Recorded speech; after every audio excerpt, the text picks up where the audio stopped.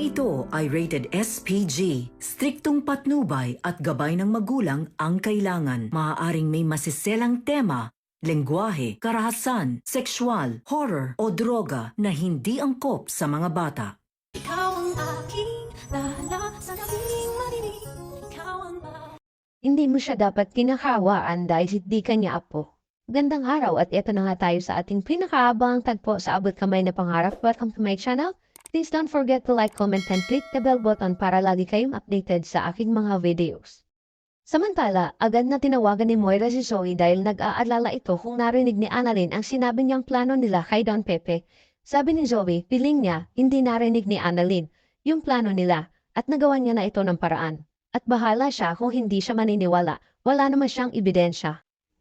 Nainis naman si Moira kay Zoe dahil kung saan-saan niya iniiwan ang telepono niya. Sabi naman ni Zoe, hindi naman niya alam na nasa Apex si Annalyn para maghanap ng ebidensya. Sinisisi ni Zoe si Moira kung bakit kasi tumawag ito sa kanya. Tuloy nasagot ni Annalyn. Sabi ni Moira na malay ko ba na si Annalyn ang sasagot sa tawag ko. Huwag na tayong magsisihan, pumunta ka na dito at may plano kami para sa lolo mo.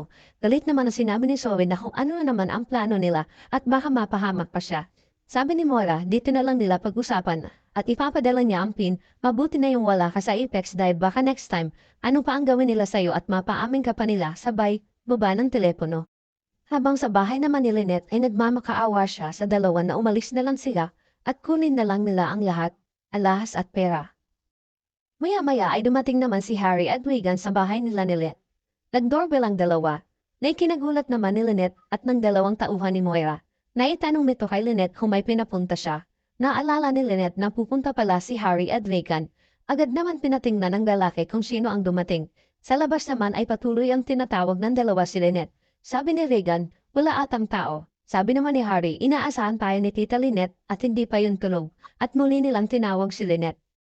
Sa kabilang banda naman, pinuntahan na ni Zoe si Moira at Balahadja kung saang lugar nila itinago si Don Pepe. Naitanong naman ni Zoe kung nasaan ang lolo niya at kung ano ang ginawa nila dito. Sabi ni Moira, naigapos nila ito para hindi makatakas at medyo nasaktan nila ito dahil sa masyadong matapang. Ikinagalit naman ito ni Zoe kay Moira at sinabing, hindi mo dapat ginawa yun kay lolo, kaya nagtalo ang mag-ina. Galit naman si Moira at sinabihan niya si Zoe na kung bakit siya naaawa sa lolo niya. Sa tingin mo ba naaawa siya sa'yo? Hindi ka na niya apo kaya tinapong ka na niya na parang basura.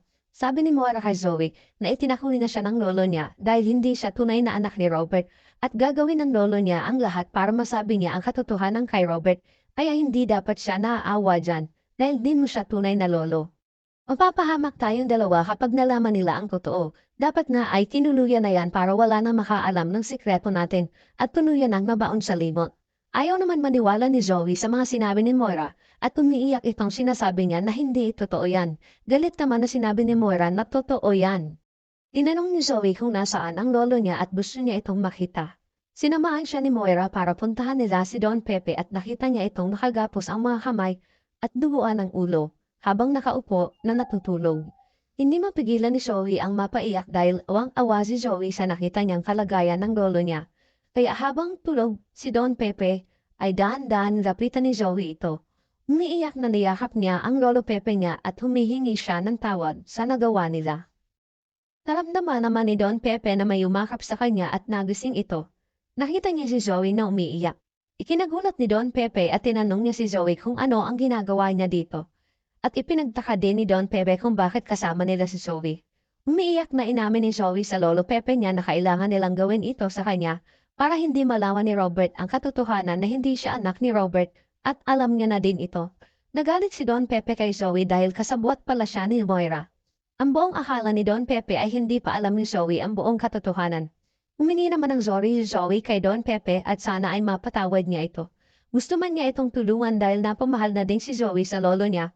Pero hindi niya ito magagawa dahil hindi papayag si Moira na malaman ni Robert ang katotohanan at walang nagawa si Don Pepe. Samantala, nagpunta naman si Carlos sa Apex para kausapin sana si Annalyn na tigilan niya na si Zoe sa mga hinala niya dahil gagawin ni Carlos ang lahat para maprotektahan niya at hindi madamay si Zoe sa gulo sa pagkawala ni Don Pepe. Nakita niya si Giselle, Robert at Annalyn. Nilapitan ito ni Carlos at bigla niyang sinabi na nawawala si Zoe.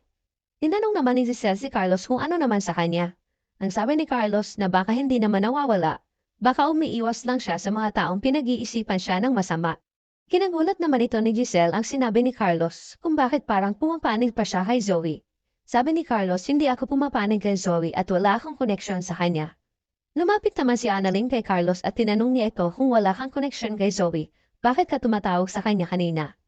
Gumawa naman agad ng dahilan si Carlos na tinawagan lang niya si Zoe para tanongin si Doc Ray dahil hindi niya ito makontak.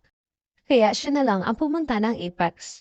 Penta ka naman ni Annalyn ang sagot ni Carlos kung bakit kailangan niyang tawagan si Zoe. Kinutuba naman si Giselle na may ibang ikinikilos si Carlos at mukhang may kakaiba din sa kanya. At maya-maya nga ay nagpaalam na ito sa kanila para puntahan si Doc Ray. Habang si Annalyn at Giselle, Robert ay nagkatinginan na lang. Habang sa bahay ni Lynette, hindi tumigil si Harry at Regan na hindi mapagbuksan at makapasok ng bahay nila Lynette. Alam ni Harry na nasa loob si Lynette dahil tinawagan niya si Carlos bago sila pumunta ng bahay nila at sinabing sa kanya ni Carlos na inaantay sila nito. Nag-alala ang dalawa kaya gumawa ng paraan si Harry para sumakit ang tiyan niya ay may kinain siya dahil may kutob siya na may hindi magandang nangyayari sa loob. Habang sa taas naman ay walang nagawa si Dax kundi payagan si Lynette na bumaba para puntahan ang dalawa. Maya-maya ay pinagbuksan ni Lynette ang mga ito. Nagtanong si Lynette sa dalawa kung bakit ngayon lang sila dumating. Sabi naman ni Harry na dinaan niya pa si Regan kaya humingi ito ng pasyensya kay Lynette dahil late silang nakadating. Nag-alangan si Lynette kung papapasukin niya ang dalawa dahil nakabantay sa kanya si Dax. Habang si Dax at pagnosama nito ay nakatago sa isang sulok at nakamasid sa kanila. Nakiusap si Harry kay Lynette kung pwede siyang gumamit ng banyo dahil sumasakit ang tiyan niya.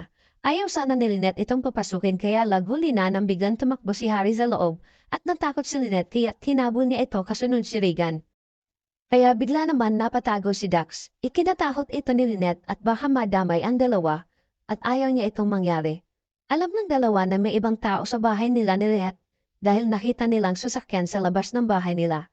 At natunugan ng dalawa na may ibang tao sa bahay nila Lynette.